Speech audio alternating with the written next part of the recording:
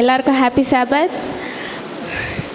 So இன்றைக்கி வந்து topic பார்க்குறதுக்கு முன்னாடி ஒரு சின்ன ஜெபம் பண்ணலாம். அன்புள்ள ஏசப்பா, இந்த நல்ல நாளை தந்ததுக்காக நன்றி ஏசப்பா. இப்போவும் வந்து ஒரு சிறு கூட்டமாக இந்த கடைசி ஓய்வு நாள் வேலையில் வந்து உங்களை நோக்கி ஜெபிக்க வந்திருக்கோம் ஏசப்பா. நீங்கள் என்னை மறைத்து நீங்கள் பேசி நான் என்ன சொல்ல வரேனோ அது எல்லாருக்கும் தெளிவாக புரியறதுக்கு உதவி செய்யுங்க. ஏசு நாமத்தில் கெஞ்சி கேட்குறேன் என் ஜீவனில் நல்ல பிதாவே, ஆமென்.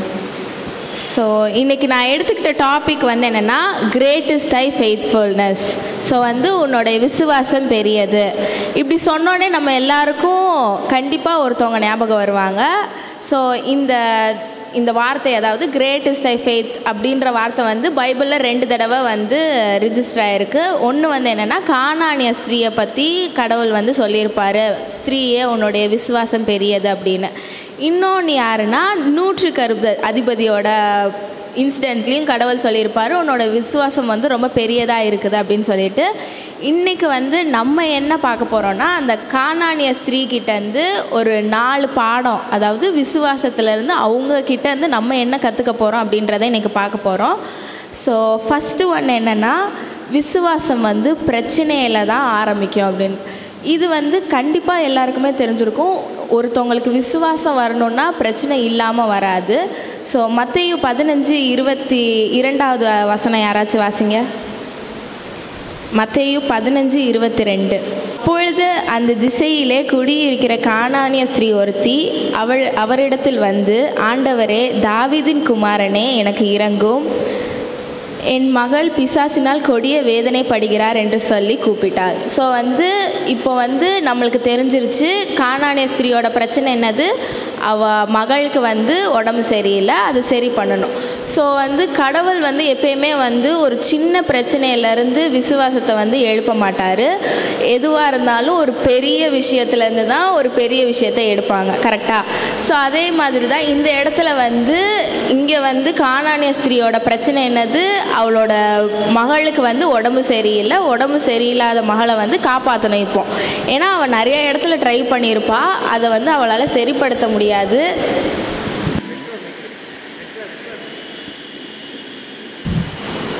அவளால் வந்து அதை சரிப்படுத்த முடியாது. அதனால தான் வந்து எங்கே வருவான்னா, இயேசு கிறிஸ்து இடத்துல வந்து வேண்டுறதுக்காண்டி வந்திருப்பா. ஸோ நம்ம எல்லாருக்குமே வந்து இந்த கானானிய ஸ்திரியை பற்றி, இந்த கதையை பற்றி எல்லாருக்குமே தெரியும். இதுக்கு இன்னொரு எடுத்துக்காட்டாக யாரை சொல்லலாம்னா, ஆபிரகாமோட கதையை நம்ம சொல்லலாம். ஆபிரகாமுக்குமே அவர் விசுவாசத்தின் தந்தை அப்படின்னு சொல்கிறதுக்கு வந்து ஒரே ஒரு விஷயம் தான், என்னது, அவர் மகனை வந்து பலி கொடுக்கறதுக்கு வந்து கேட்கும் போது அவர் வந்து ஒன்றுமே சொல்லாமல் வந்து கொடுக்குறேன்னு சொல்லுவார். அது எவ்வளோ பெரிய பிரச்சனை. அவர் வந்து அவ்வளோ வருஷம் காத்திருந்து ஜெபிச்சு வாங்கின ஒரு மகனை வந்து கடவுள் வந்து பலி கொடுக்க சொல்லுவார். அதுவும் வந்து சும்மா பலி இல்லை, தகன பலி. அப்படின்னா வந்து எல்லாருக்கும் தெரியும், பீஸாக வெட்டி வந்து அந்த பலியை கொடுக்கணும் நம்ம. அப்போ அந்த தகப்பனுக்கு வந்து எவ்வளோ வேதனையாக இருந்திருக்கும்னு நம்ம எல்லாருக்கும் தெரியும். ஸோ வந்து ஒரு விசுவாசம் அப்படின்றது வந்து வளரணும், அது வந்து பெருசாக ஆகணும் அப்படின்னா கண்டிப்பாக அந்த இடத்துல வந்து ஒரு பிரச்சனை இருக்கணும். ஸோ வந்து எப்பயுமே வந்து ஒரு சின்ன மலையோ இல்லைன்னா ஒரு சின்ன பிரச்சனையோ தாண்டும் போது வந்து விசுவாசம் வந்து அவ்வளோ பெருசாக வளர்றது கிடையாது. நம்மளே எடுத்துக்குவோமே, ஒரு எக்ஸாமில் பாஸ் பண்ணுறதா இருக்கட்டும், அவ்வளோ தூரத்துக்கு வந்து நம்மளுக்கு வந்து கடவுள் மேலே வந்து அந்த விசுவாசம் வளராது. பட்டு ஒரு கொடிய நோய், இறந்து போகிற தருவாயிலிருந்து கடவுள் உங்களை மீட்டு கொண்டு வராருன்னா அந்த இடத்துல உங்களோட விசுவாசம் எவ்வளோ மடங்கு வந்து பெரியதாக இருக்கும்னா அதை வந்து அளவிடவே முடியாத அளவுக்கு உங்களோட விசுவாசம் வந்து பெரியதாக ஆகும்.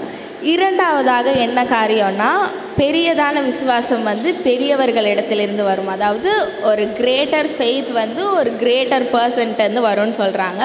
ஸோ இங்கே வந்து நம்ம எல்லாருக்கும் தெரியும், கானானிய ஸ்திரீ வந்து இயேசு கிறிஸ்து இடத்துல வந்து கேட்குறாங்க, இப்படி என்னோடய பொண்ணுக்கு வந்து உடம்பு சரியில்லை, நீங்கள் தான் காப்பாற்றணும் அப்படின்னு கேட்கும் போது வந்து அவங்களுக்கு தெரிஞ்சிருந்துச்சு, இயேசு கிறிஸ்து வந்து நிறைய அற்புதங்கள் செஞ்சார், நிறைய அடையாளங்கள் செஞ்சுருக்காரு, அதனால கண்டிப்பாக அவர்கிட்ட போனோன்னா நம்மளோட பொண்ணுக்கு வந்து குணம் அடைவாங்க, அவங்களுக்கு சரியாயிரும் அப்படின்ற ஒரு நம்பிக்கை இருந்தனால மட்டும்தான் வந்து இயேசு கிறிஸ்துவை தேடி வந்தாங்க. ஸோ வந்து greater faith, have confidence in God's ability. So வந்து தேவனால் முடியும் அப்படின்ற ஒரு நம்பிக்கை வந்து அந்த விசுவாசத்துக்கு வந்து இருக்கும் அப்படின்னு சொல்கிறாங்க. ஸோ அந்த இடத்துல வந்து நம்மளை வச்சு யோசித்து பாருங்களேன். அந்த உங்கள் பொண்ணுக்கு உடம்பு சரியில்லை, அந்த ஒரு நேரத்தில் நீங்கள் யாரை ஃபஸ்ட்டு தேடி போவோம்? கடவுளை தேடி போவோமா, இல்லை வேறு யாரையாவது தேடி போவோமா? கண்டிப்பாக உலக பிரகாரமாக நம்ம டாக்டர்ஸையோ இல்லைன்னா வந்து நல்லா வைத்தியர்கள் யாரையாச்சும் தான் தேடி போவோமே தவிர ஏசு கிறிஸ்துக்கிட்ட போவோம் அப்படின்றது வந்து நம்ம யாருக்குமே தோணாது. பட் வந்து இவங்களுக்கு வந்து என்ன தோணியிருக்கு பாருங்களேன், ஏசு கிறிஸ்துவின் இடத்துல போகணும் அப்படின்னு சொல்லியிருக்கு. ஸோ வந்து விசுவாசம் வளர்கிறதுக்கு வந்து நம்ம ஒன்றுமே பண்ண வேண்டாம். நம்மளோட டோட்டல் ஃபோக்கஸ், நம்மளோட முக்கியமான குறிக்கோள் வந்து யாரை நோக்கி இருக்கணும்னா ஏசு கிறிஸ்துவை நோக்கி இருக்கணும். அவரால் மட்டும்தான் வந்து நம்மளோட ஒவ்வொரு ஜெபங்களுக்கும் ஒவ்வொரு வேதனையான விஷயங்களுக்கும் பதில் அளிக்க முடியும். ஸோ வந்து பெரியதான விசுவாசம் வந்து பெரியவரான கிறிஸ்துவின் இடத்துல வந்து மட்டும்தான் வர முடியும். மூன்றாவதாக வந்து என்னென்னா விடாமுயற்சியினால் விசுவாசம் வரும். ஸோ வந்து எந்த ஒரு விஷயம்னாலுமே ஒரு சக்ஸஸ் வரணும் அப்படின்னா அதுக்கு வந்து நிறையா ஃபெயிலியர்ஸ் வேணும். ஸோ வந்து ஃபெயிலியர்ஸ் வந்து ஸ்டெப்ஸ் மாதிரி இருந்தால் தான் நம்மளால் சக்ஸஸை வந்து நோக்கி போக முடியும். அதே மாதிரி தான் இங்கே வந்து விடாமுயற்சி இல்லாமல் வந்து விசுவாசம் வளராது அப்படின்னு சொல்லியிருக்காங்க. ஸோ கானானிய ஸ்திரீக்கு வந்து பிரச்சனை வந்துச்சு. எவ்வளோ பிரச்சனை வந்துச்சுன்னா, அவர் ஏசு கிறிஸ்துக்கிட்ட வந்து பேசும்போது அவர் ஃபர்ஸ்ட் பிரச்சனையே வந்து ஏசு கிறிஸ்து வந்து பேசவே இல்லை. என்னோடய மகளுக்கு வந்து இப்படி உடம்பு சரியில்லை அப்பா, காப்பாற்றுங்க அப்படின்னு சொல்லும் போது, இதுவே ஒரு மனுஷங்கக்கிட்ட போய் சொன்னோன்னா அச்சோ என்ன ஆச்சு அப்படின்னு சொல்லிட்டு கண்டிப்பாக விசாரிச்சிருப்பாங்க. ஆனால் ஏசு கிறிஸ்து ஒன்றுமே சொல்லலை, ஒரு வார்த்தை கூட பேசலை. அவங்க பின்னாடியே வந்து ஹெல்ப் கேட்டுக்கிட்டே வராங்க, கெஞ்சிக்கிட்டே வராங்க, காப்பாற்றுங்க, ஹெல்ப் பண்ணுங்கள், உங்களால் மட்டும்தான் முடியும் அப்படின்னு அவங்க பேசிக்கிட்டே வர ஏசு கிறிஸ்து வந்து ஒன்றுமே சொல்லலை. கிறிஸ்துவோடைய அமைதி வந்து சில நேரத்தில் வந்து நம்மளுக்கு கண்டிப்பாக நன்மையாக தான் இருக்கும். ஸோ நீங்கள் ப்ரேயர் பண்ணி இல்லைன்னா ஏதாச்சும் ஒரு விஷயம் கேட்டு கிறிஸ்து அமைதியாக இருக்காருன்னா அதுக்கு ரெண்டே ரீசன் தான். ஒன்று, அது நம்மளுக்கு தேவையான விஷயம் வந்து அதுக்கு வந்து கரெக்டான நேரமாக இருக்காது. ரெண்டாவது, அந்த விஷயம் நம்மளுக்கு கிடச்சிச்சின்னா அது வந்து ஒரு தீமையில் கொண்டு போய் முடியுமா இருக்கும். இந்த ரெண்டு விஷயம் இல்லாமல் கிறிஸ்து வந்து கண்டிப்பாக நம்மளோட ஜெபங்களுக்கோ நம்ம கேட்குற விஷயங்களுக்கோ அமைதியாக இருக்கவே மாட்டார். இரண்டாவது பிரச்சனை என்னென்னா, சீஷர்கள் வந்து அவங்கள வந்து அனுப்பிச்சி விட சொல்லுவாங்க. மத்தேயு 15:23 இருக்கும். மத்தேயு 15:23 என்ன சொல்லுவாங்கன்னா, அவங்க கானானிய ஸ்திரீ வந்து பின்னாடியே வந்துக்கிட்டே இருப்பாங்க. ஸோ கிறிஸ்துவும் சீஷர்களும் போய்கிட்டு இருக்கப்போ பின்னாடியே வந்துக்கிட்டு இருப்பாங்க. இவங்க என்ன நினைப்பாங்கன்னா, இவங்க வந்து கானானிய ஸ்திரீல பார்த்தா ஏதாச்சும் நினைப்பாங்கன்னு சொல்லிட்டு இவங்களை வந்து அனுப்பி விடுங்க, இங்கேருந்து அவங்கள போக சொல்லுங்கள் அப்படின்னு சொல்லிட்டு சீஷர்கள் வந்து கிறிஸ்துக்கிட்ட சொல்லுவாங்க. ஆனால் அப்பயுமே வந்து கிறிஸ்து எதுவுமே சொல்ல மாட்டாங்க.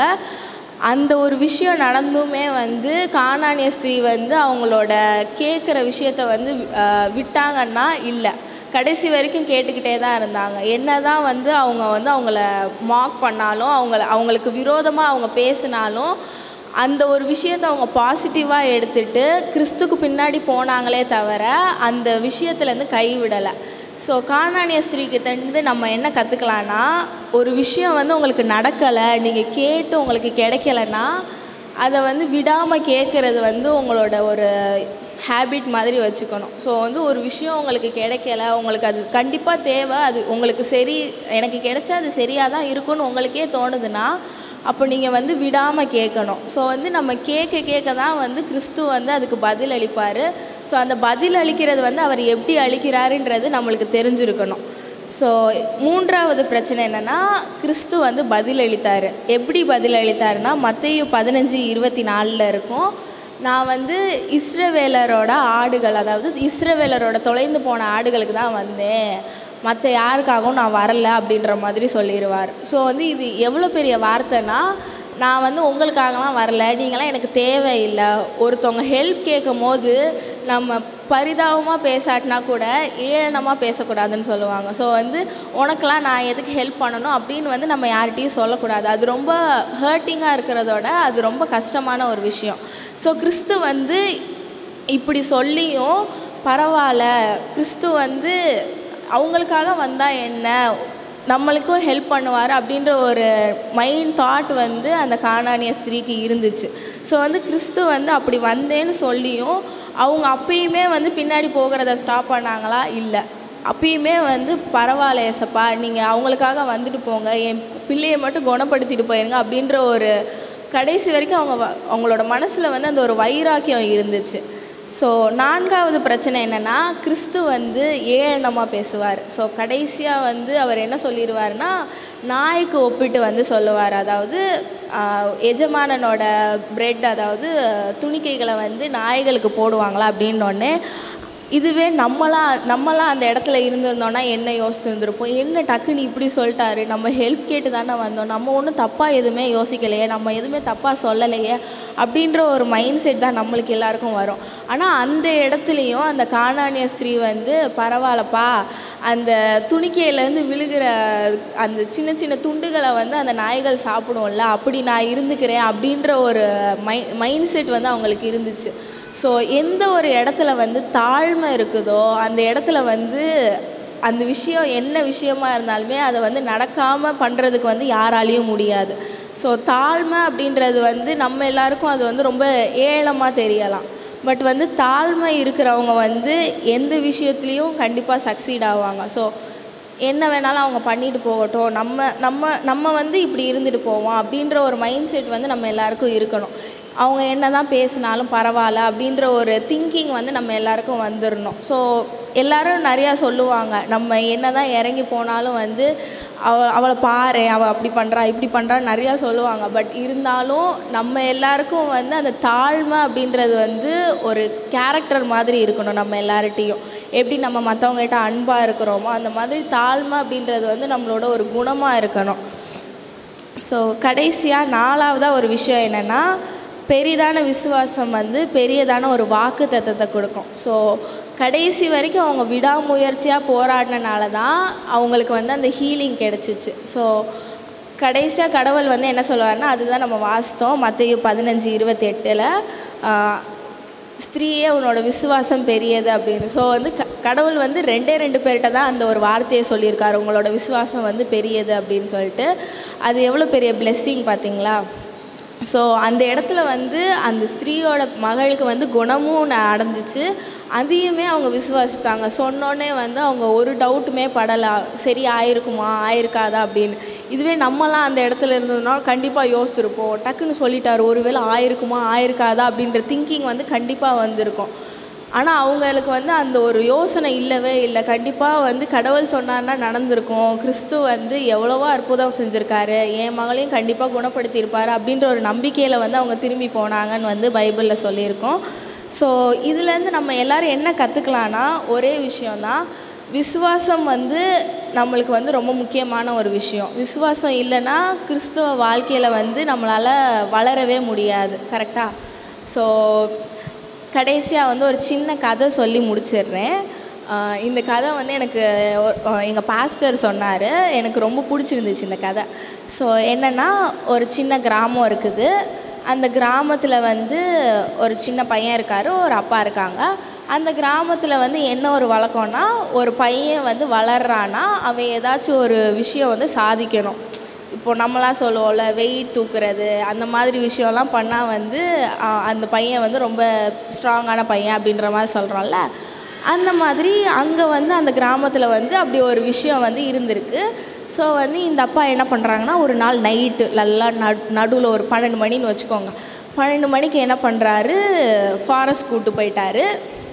அந்த பையன்கிட்ட சொல்கிறாரு, நான் உன் கண்ணை கட்டி இங்கே உட்கார வச்சுட்டு நான் போயிடுவேன், நீ இந்த நைட்டு ஃபுல்லாக இங்கேயே இருந்துட்டேன்னா நீ வந்து ஒரு வளர்கிற பையன், அதாவது உனக்கு வந்து நிறையா தில் இருக்குது அப்படின்னு வச்சுக்கலாம், நம்ம பிரேவ்னஸ் வந்து உனக்கு ஜாஸ்தியாக இருக்குது அப்படின்னு வந்து எல்லோரும் ஒத்துக்குவாங்கடா அப்படின்னு சொல்லிட்டு அப்பா சொல்கிறாரு.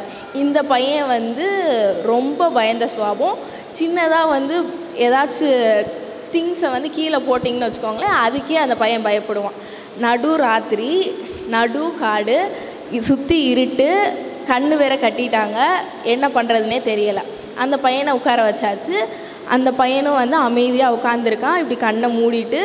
சுற்றி வந்து சிங்கம் கத்துது, புலி கத்துது, கரடி கத்துது, எல்லாம் கத்துது. சுற்றி ஃபுல்லாக சவுண்டாக இருக்குது.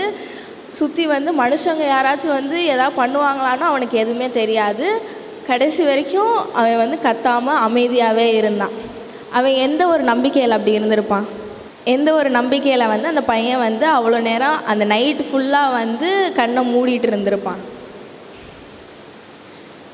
அவங்க அப்பா சொல்லிட்டாரு, நான் உன்னை விட்டுட்டு போயிடுவேண்டா, நீ மட்டும் தான் தனியாக இருக்கணும் அப்படின்னு சொல்லிட்டு. அவனுக்கு இருந்த ஒரே விசுவாசம் வந்து அவங்க அப்பா அவனை அப்படி விட்டுட்டு போக மாட்டார். அவங்க அப்பா வந்து கண்டிப்பாக அவனை, அதுவும் அந்த நைட் நேரத்தில் அந்த இருட்டில் அந்த காட்டில் அவனை தனியாக விட்டுட்டு போக மாட்டார் அப்படின்ற நம்பிக்கை வந்து அவனுக்கு இருந்துச்சு. அதே மாதிரி அந்த அப்பா வந்து அவனை விட்டுட்டு போகலை. அவன் காலையில் வந்து கண்ணை திறக்கும் போது வந்து அவன் கண்ணுக்கு முன்னாடியே வந்து அவங்க அப்பா உட்காந்து அவனை பார்த்துக்கிட்டே இருந்தாராம். ஸோ இந்த கதையிலேருந்து நம்ம என்ன கற்றுக்கலான்னா, இயேசு கிறிஸ்துவும் அதே மாதிரி தான். நம்மளுக்கு பிரச்சனைகள் வரலாம், என்ன வேணாலும் வரலாம். நம்மளுக்கு அந்த மாதிரி பிளைண்ட் ஃபோல்ட் பண்ணிவிட்டு கண்ணை மூடிட்டு உட்கார வச்சுருந்தாலும் கிறிஸ்து நம்மளை நோக்கி பார்த்துக்கிட்டே தான் இருப்பார். நீ என்ன பண்ணுற, உனக்கு என்ன, உன்னோட மைண்ட் தாட் எப்படி இருக்குது, உனக்கு யார் யாரெல்லாம் என்ன கெடுதல் பண்ணுவாங்க. அவர் ஒரு விஷயம் வந்து உங்களுக்கு அலோவ் பண்ணுறாருன்னா அது வந்து கண்டிப்பாக உங்களோட நல்லதுக்காக தான் இருக்கும். ஏன் கடவுளே எனக்கு மட்டும் இது நடக்குதுன்னு வந்து கேட்குறதுனால ஒன்றும் ஆக போகிறது கிடையாது. ஸோ வந்து அது ஏன் நடக்குதுன்னு வந்து நீங்களே யோசித்து பார்க்கணும். இதனால் நம்மளுக்கு ஏதாச்சும் ஒரு நல்லது இருக்கலாம், நம்ம ஏதாச்சும் கற்றுக்கலாம், நம்மளோட விசுவாசம் பெருகிறதுக்காக கூட இருக்கலாம். ஸோ அந்த மாதிரி வந்து ஏசப்பா வந்து நம்மளை எப்பயுமே ஒரு காலமும் ஒரு நேரமும் நம்மளை விட்டு போகிறதே கிடையாது. ஸோ இயேசுவின் இடத்துல நம்மளோட விசுவாசத்தை வந்து ஒரு அச்சாணி மாதிரி போட்டு நம்ம இயேசு கிறிஸ்துவின் இடத்துல இருப்போம். ஆமென். யாரும் முழங்கால் படியிட்டு ஜெபம் செய்வோம். சர்வ வல்லமையும் மகிமையும் நிறைந்த எங்கள் அன்பின் தெய்வமே, நன்றியோடு இந்த ஓய்நாளின் சாயந்தர வேளையிலே உங்களுடைய பாதத்தை நோக்கி பார்க்கிறோம் ராஜா. இம்மட்டுமாய் நீர் எங்களை சுகத்தோடும் பலத்தோடு பாதுகாத்து இந்த ஓய்வு நாளை காணும்படியாய் செய்து, இந்த ஓய்வு நாளிலே உம்மோடு கூட உங்களுடைய வார்த்தைகளை கேட்கும்படியாய் நீ செய்த அந்த மகத்தான கிருபைக்காய் நன்றி செலுத்துகிறோம் ராஜா. கேட்ட ஒவ்வொரு வசனமும் எங்கள் ஜீவியத்தில் மாற்றத்தை கொண்டு வர உம்முடைய நாமத்துக்கு மகிமையாய் எழும்பி பிரகாசிக்க எங்களை பலப்படுத்த வேண்டுமாய் உம்முடைய பாதத்திலே நாங்கள் கெஞ்சு நிற்கிறோம். உம்மாலே மாத்திரமே ஆகும் ராஜா. உமக்கே துதிகன மகிமைகளை நாங்கள் செலுத்துகிறோம் ராஜா. நீர் அநேக வாலிப பிள்ளைகளையும் உம்முடைய வார்த்தைகளை அறிவிக்கும்படியாக எழுப்பியிருக்கிற அந்த மகத்தான கிருபைக்காக நாங்கள் நன்றி செலுத்துகிறோம். அவள் வாயிலிருந்து ஒவ்வொரு சத்திய வார்த்தைகளுக்காக நாங்கள் உமக்கு நன்றி செலுத்துகிறோம் ராஜா. வாலிப நாட்களிலே உம்மை மகிமைப்படுத்தும்படியாய் உம்முடைய வேதத்தை ஆராயும்படியாய் உம்முடைய வேத வார்த்தைகளை சொல்லும்படியாய் நீர் எழுப்பியிருக்கிற அந்த மகத்தான கிருபைக்காக நாங்கள் நன்றி செலுத்துகிறோம். வருகிற நாட்களிலும் கூட அந்த வேத வாக்கியங்களை தங்கள் வாழ்க்கையிலே கடைபிடித்தவர்களாய் உடைய நாமத்துக்கு மகிமையாய் எழும்பி பிரகாசிக்க நான் நீ கிருபை பாராட்டியர்களுமாய் நாங்கள் கெஞ்சு நிற்கிறோம். உடைய கரத்திலிருந்து நன்மையான ஈவுகளை பெற்றுக்கொண்டு உடைய கரத்துக்கு உடைய நாமத்துக்கு மகிமையாக சாட்சியாக எழும்பி பிரகாசிக்க நீ கிருபை பாராட்டும் ராஜா. இந்த நாளிலே ஓய்வு நாளில் உடைய பாதத்தில் காத்திருக்கிற அனைவரையும் கூட உடைய அன்பு பாதங்களிலே வைக்கிறோம் ராஜா. இம்மட்டும் காத்து வழி நடத்தி வந்த நீர் இனி வரும் நாட்களிலும் கூட உடைய பலத்தினாலே அவர்களை பாதுகாத்தருளுமாய் நாங்கள் கெஞ்சு நிற்கிறோம். கொடிய உலகத்தில் நாங்கள் வாழ்கிறோம். உடைய கிருபை ஒன்றே எங்கள் நம்பிக்கை. உண்மையே நம்பி உண்மையே நோக்கி பார்த்து கொண்டு இருக்கிறோம். உம்மிடத்தில் இருந்து வரும் ஒவ்வொரு நன்மையான ஈவுக்கும் உமக்கு நன்றி செலுத்தி உம்மை மகிமைப்படுத்த வேண்டிய பலத்தை நீர் பரத்திலிருந்து கட்டளையிட்டலும். இயேசு கிறிஸ்துவின் இன்ப நாமத்தினால் கெஞ்சி கேட்கிறவங்கள் பரம தந்தையே, ஆமேன். என் ஆத்துமாவே கர்த்தரை சோஸ்தரி, என் முழு உள்ளமே அவருடைய பரிசுத்த நாமத்தை சோஸ்தரி. என் ஆத்துமாவே கர்த்தரை சோஸ்தரி, கர்த்தர் செய்த சகல உபகாரங்களையும் மறவாதே. ஆமேன்.